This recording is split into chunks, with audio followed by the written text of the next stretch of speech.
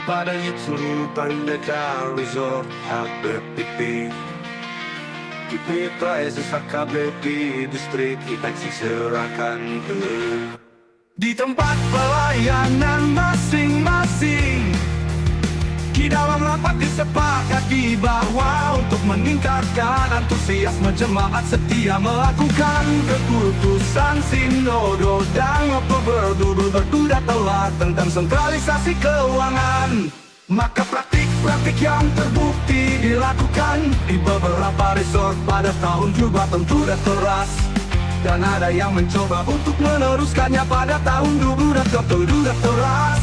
Yang jelas telah melemahkan antusiasme dan kesetiaan melaksanakan penuh sentralisasi keuangan di resort-resort tersebut harus dihentikan.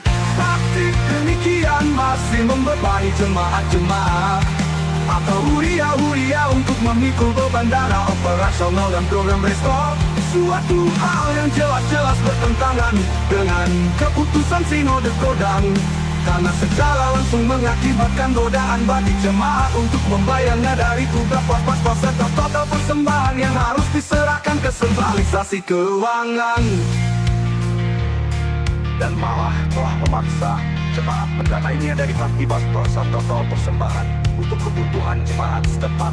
Sehubungan dengan itu, saya meminta kepada seluruh pendeta resort untuk tidak mencoba-coba lagi membebani jemaat-jemaat untuk menanggung biaya operasional dan program resort.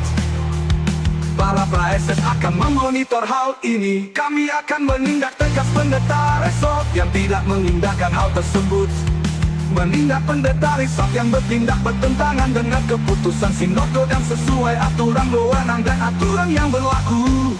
Demikian kami sampaikan dengan segala permohonan agar kiranya para pendeta resort menunaikannya dengan disiplin yang tinggi. Kita sebagai pelayan HKBP telah tunjukkan bahwa bersamanya kita bisa. Kita terus melangkah dengan yakin sesuai panggilan kita. Beriring salam dan doa, Horia Kristen Batak Protestan. Ekorus HKBP Dr. Robinson Butar-Butar.